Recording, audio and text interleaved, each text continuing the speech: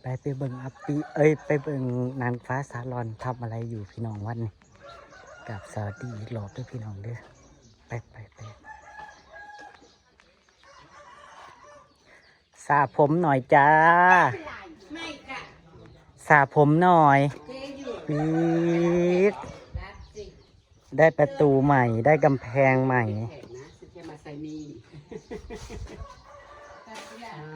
เอาว่างยุมาทำผมบ้านจ้าเชิญเลยค่ะเชิญค่ะจะให้นั่งไหนเชิญเข้าไป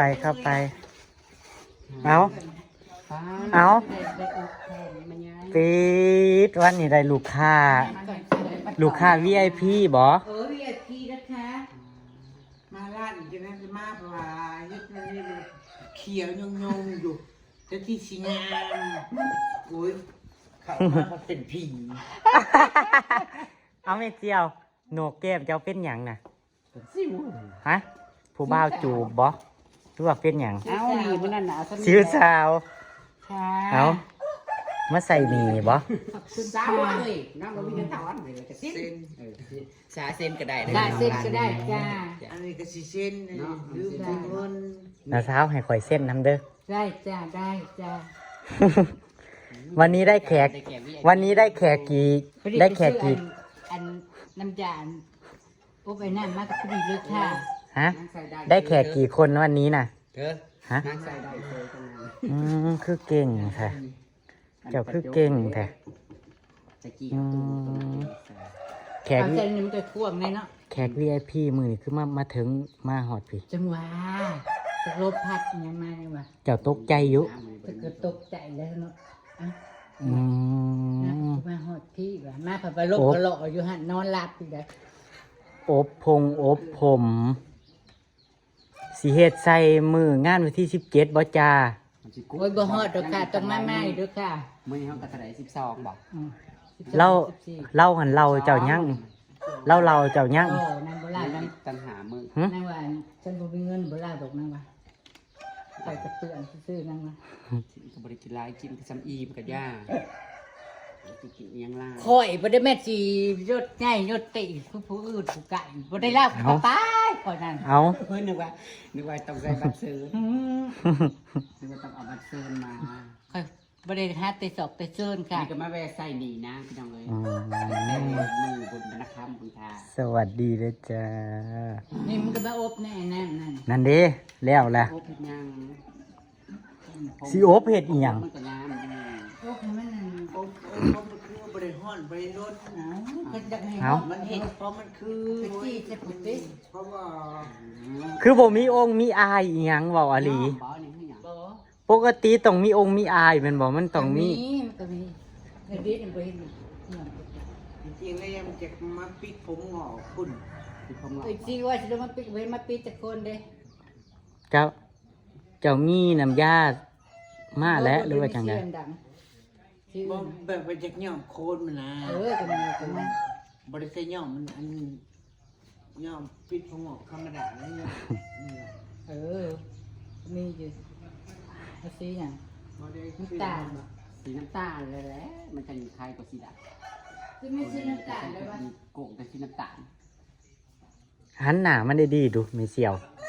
หันหน้ามันได้ดีดูยังไม่ได้นอนข่อยเบิ่งตาเจ้านั้นซิวแล้วก็มีซิวซาวน้ำอีกมาทำมาล่างมันเย็นแล้วน้ำตาลโอ้ยอันเราอันนั้นเป็นแบบอย่ากับพริบเจ้ากระจับให้เราในเฮ้ยเพิ่นย้ำพักย้ำอะไรสู้รับเลยได้นั่นนะถ้าได้นอนลงรับเลยนะด้วยค่ะจะไปด้วยข่าวสารอีกขึ้นฉันจะค้างว่าอีก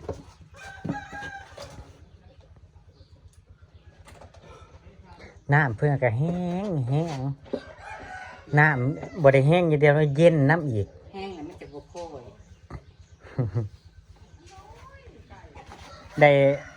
ได้ลูกค้าจะค้นแล้วมือนี้นะบริษัทพักมันไหวน้อยว่ายามบัดมือนะทันบอกยังพักสลัดมา2 นานทัน ถ่ายเจ้าจ้องไว้นะสิท่านเพราะว่าพักเขาถามนางก่อนคือบอกเขานางว่าเขาจองเลยเพราะว่าพักอันนั้นก็เบิดแล้ว มันยังเรือพักนะซองน้ำกับบ่เต็มเลยกับพักอันกัดแก้วน้ำนึ่ง ดาราสาวมาเปิดมาประเดิมห่านไห้ เมื่อแรกได้ดีมากเป็นยัง มาเจิมล้านไห้ ฉันจะเจอช้างที่เพื่อนเรียนเจ๊งยุคมาเจอ ป้ายเปยเนี่ยติดยังนะสาว FC คอมเมนต์เขามาว่าห้ามเอาอัปปีซาลอนนะเอานางฟ้าซาลอนชื่อร้านน่ะให้นางเอานางฟ้าซาลอนเขามาเป็นพี มันจะได้เป็นมงคลโอเคนะทำไมไม่ขึ้นป้ายสักทีเจ๊เจี๊ยบต้องขึ้นป้ายสิจะได้ลูกค้าเยอะๆให้มีเงินทับป้ายก่อนใครจะกรุณาก็ไม่ได้ ฟ้า ว่า จะบัตรยันลงคักๆเลยบ่ได้ลงเลยบอกว่ามันร่างไปเลย มันติดอันมันมีเล็ก เพราะไงก็ไม่ง่ายบ่อยากให้เอาลงมาจักเห็นไหม แกมก็เก่าได้พี่น้องบัดนี้มึงแน่ประตูใส่แข็งแรงอ่ะพูนบ่ติงบ่บ่ติงสร้างพรรับเลยได้หันลูกค้า รับเลยได้หันลูกค้านะ เป็นลูกค้ารับ โอ้ยตัวว่าไปได้ลูกค้าพอห้านนี่หันเก้ากับเก้าให้ดีได้เก่านะเก้าหัวหนวดหัว ก็จะเลือดออกได้ดีนะเก้าที่วิธีหนวดเพื่อนแห้งพูนออกสเต็ปดูนะสาวถ้าเป็นกูเบิ้งเลยคือว่าบริเครื่องกูซ้ำไม่นั่งอับลาดีกระซ่าโค้งนั่งใน20 บาทนั่นนั่งนวดให้นั่งนวดให้จนรัก20 บาท20 บาทก็ไม่อยากเอาก้าตะกี้นะเห็นได้ไหม10 บาทนะเอาไปได้ขั้นมูไปแต่พี่เดี๋ยวอย่างที่นะจ๊ะร้านน่ะสาวเจ้าคือจอจากนั้นมันคือใดนั่นแหละก็จอค่อยมันถ้าจอแล้วมันบอกกินปุ่มเด็ดแรงมันมุนคือก้อนเงี้ยว่าเป็นเงี้ยมันโกกระปุ่นเกี่ยวมันบอกโกแล้วมันบอกป่ายมันมุนซื่อเลยมันต้องเงียงต้องเงียงตรงไหน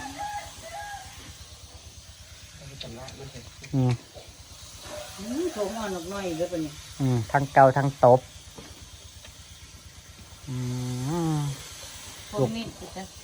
ลูกนี่เลยแบบตะกี้เนี่ยผมมึงคือยังบอกมาข่าวร้านนี้แหละผมนิ่มเลยมาล้างก็นั่นเด็กมาจับบึกเสือมันลื่นลูกค้าสิลังไล่เข่าแล้วบัดนี้ดาราสาวมาเจิมให้สิมีลูกค้าร้ายบัดนี้บอกว่าจริงมาล้างบอกว่าสิมีลูกค้าได้ละสิมีลูกค้าร้ายบัดนี้เจ๊งผมกล้าไอ้ลูกเจ๊งกระโทษตามเอากระโทษตามเอาโทษตามมึงเก้ามาเดี๋ยวนี้ภาษาบะหัวในลายมือได้เลย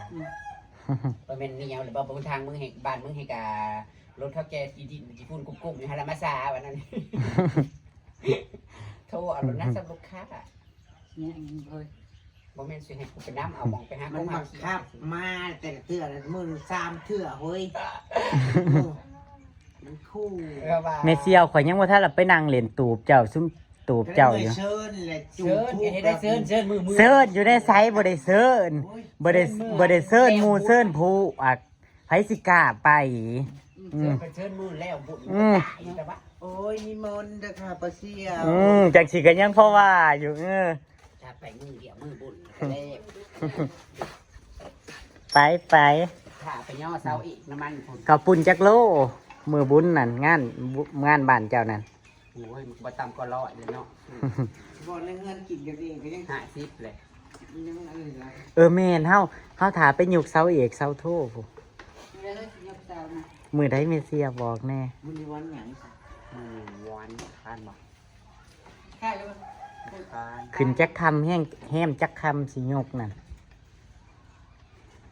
จะเหมือนมีแต่งานเนาะสิมีเงินซอยอยู่บ่ละบัดนี้โอ้ยขึ้นยกเสาก็สิไปซอยเป็นบ้า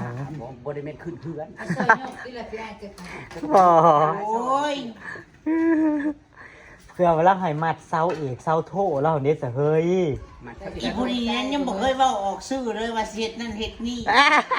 มีแต่บูพวกวางแผนไปเรียบร้อยไปแล้วโอ้ย คือเด็กกูเลยบ่ มันคือเรียนกูเลยบ่ ยกลูกมาโทรกระเป๋าไว้ให้ จกลงไงกุมๆบ่ เว้านั่นนี่แหละเบิ่งเสื้อกับน้ำแน่มึงให้น้องมันจะเพื่อนคือ แม่ซี่เอาถ้าแม่นว่าเจ้า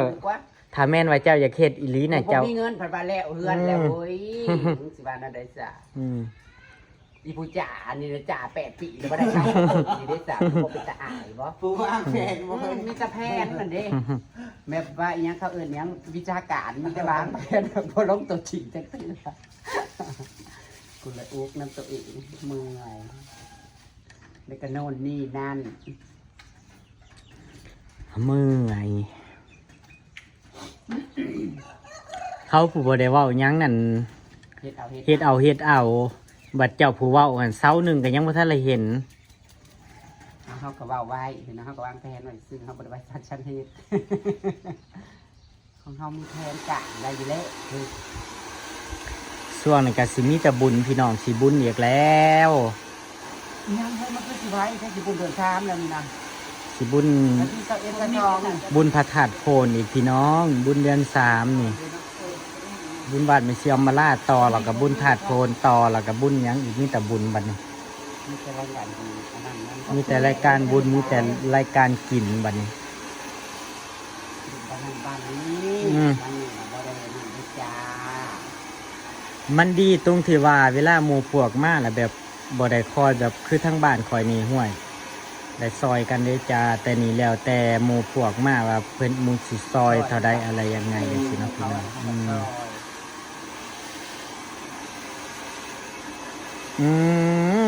ผาปูโตผาข้ามมาอะ โตกับผาสา คือเมื่อเรื่องของวัดแดงมันคือ มันก็ใส่หมวกไว้ ไปแล้วเห็นเนาะ เจ้าก็เอาสั้น แล้วกูก็ใส่หมวกรวมไปเบิดเราได้เฮ้ยบ่ได้เด้อ สั้นแรกเจ้าก็เอาถุงยางนั่นมัดคว่ำอันนั้นคุ้มหัวไว้ แล้วก็เอาหมวกขอบอีกที่หนึ่งเมื่อเอาเทื่อนแล้วก็จังเอาออกขี้ฝุ่นว่าสันเข้าแก่ดินนั่นแล้วก็แลนรถเอาไว้พี่น้องเอื้อ เป็นซะ บ้านนำมาได้แล้วเขายังแก่อยู่เลย แต่ทุกเมื่อเรา อืม ใหญ่แล้วก็สิสรวยแล้วสระผมสระใดแล้วก็ไปนอนเฮ้ย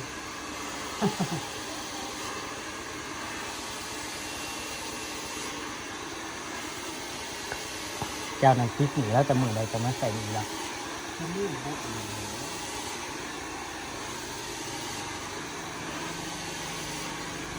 อืม โอ้ยเมื่อยมอยซอยแม่เลย ร้านนี้ทำดี ไปกับกินไปกิน ทำดีทำสวย ได้ไม่กี่ต้นได้หน่อยยาก ฮะ ได้หน่อยยาก จะไปใส่ ไปไม่กี่ต้น ขาดเบิร์ดบ่ ได้ลายบ่ เขาย่านน้มข่อย เอา เอายังมีนมแบบเรียบ คือสิยัน แง่โอ้ จะไปขายในบ้านนี่นะนะ อันนี้แบบ ๆยังไปต่อมันจะซ้อน ไปเยื่องมือขึ้นนี่บ่หรือว่าจังใด ไปใกล้อันไปต่อขึ้นเลย ได้ร้ายได้ยักษ์ทง อุ้ยไปหาทุนถูก เจ้าอีนางบอกเจ้าเปิดเสียงมันใส่ตู้นะเจ้าเปิดเสียงใส่ตู้นะ เปิดเสียงที่ตู้แล้ว แต่อยากมาเก็บเนาะมือได้อีกเจ้าสีนั่นนะเท้า มันก็บินมาโกโก้เลยนะ มือได้อีกเจ้าสีเก็บนะ แรงมันก็ขึ้นเก็บ มือแรงบ่แต่อยากมาเก็บน้ ลายแบบแจ้งหน้านี่นะมีตะคุยมีซ้อน ำโอ้มีคนซื้อกินเฉยเนาะ นี่ต้องแบบนับไปได้ดอกบัตรก่อน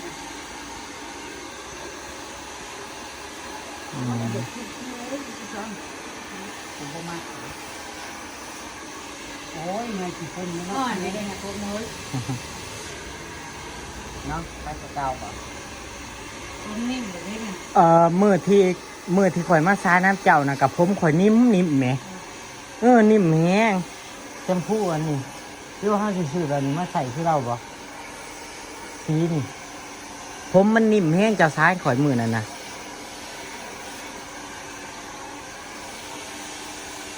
คนคิ้วอีกคนนึงมัน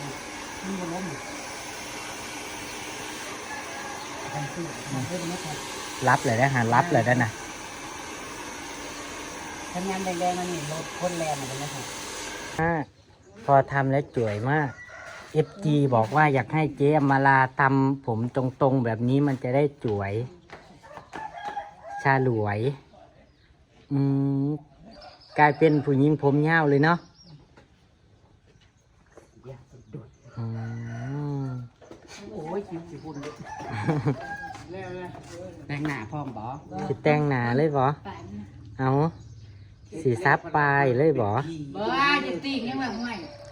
สีบ่เฮ้ย กว่าน่ะมันจะมันตรงหรือบ่ตรงผมนี่ว่า ผมยาวไม่ได้แต่ว่าสวย แล้วมันคือพลือสีโอ้ย แต่งหน้าขึ้นอีกหน้อย หลาบด้วยแบบนี้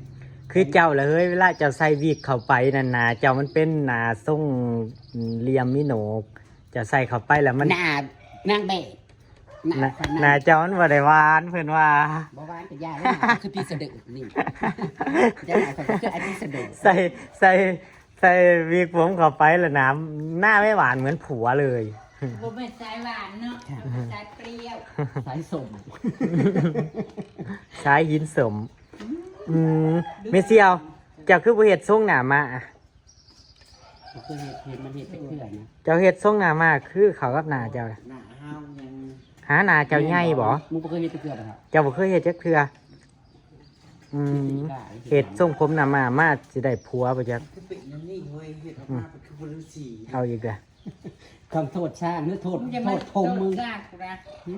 สวยจ้าสวยแม่เสียวสวย ใจาย เฮ็ดแล้วบ่จ้า เอาโทษจับ บ่ได้ เพื่อ เงิน เพื่อสิเรียกโตนมาได้ บอกใครจะว่าเซ็น เจ้าต้องให้ติปแล้วพร้อมใดเออ เจ้าให้ติปแล้วน้ำเราเฮ็ดดีกระดอ เขียน ทั้ง ชื่อคืน เออ แท่นว่าเจ้าเป็นแขก VIP ไป อื นะ ม ค่อยนี่ไม่เฮ็ดทันได้เถื่อยังบ่ได้ VIP นะคะพี่แบบ แทนทีเจ้าสิเอาป้ายมาให้เราเขียนเจิมซื้อให้นาสาว โอ้ยมันนั่ง ดี นั่ง แก เดี๋ยว พลือสีมา อืมนางฟ้าซาลอนให้เราเจิมให้เราเขียนแต่ว่าฟ้าซาลอน แล้วเขาหันได้กับลูกค้าบอกว่า เฮ้ย โอ้ ซื้อนี่แบบเป็นตะสิเลิศรู้ว่าร่างกายนี่แบบ ดัง แขก สิเจ๊งมันสิ อืม ดู ติดตามเบิ่งนะพี่น้องเด้อ อีหยังสิโอบอีกแหละ พี่เขาห่าง แต่ซ่านนี่พี่ทำอะไรโอ้ ว่าจักมือพี่น้องสิอยู่ได้จักมือจักเดือนนะพี่น้องเนาะ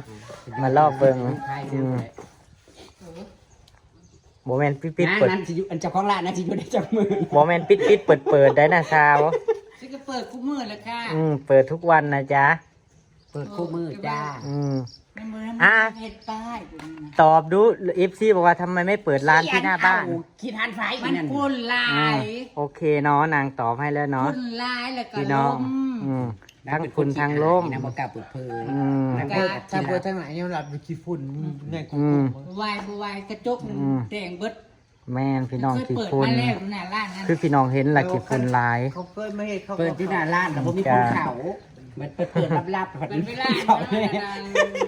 อุ้ยกินยังไงกินกุ้ง ลับซาลอน อืม จ้ะ รับซาลอน แอบซาลอน แอบซาลอน ไปจ้ะพี่น้อง เจอกันคลิปหน้าเด้วยพี่น้องเด้อสวัสดีครับผม ต่อกันแล้วกันจ้า มาคิวเอาน่ะ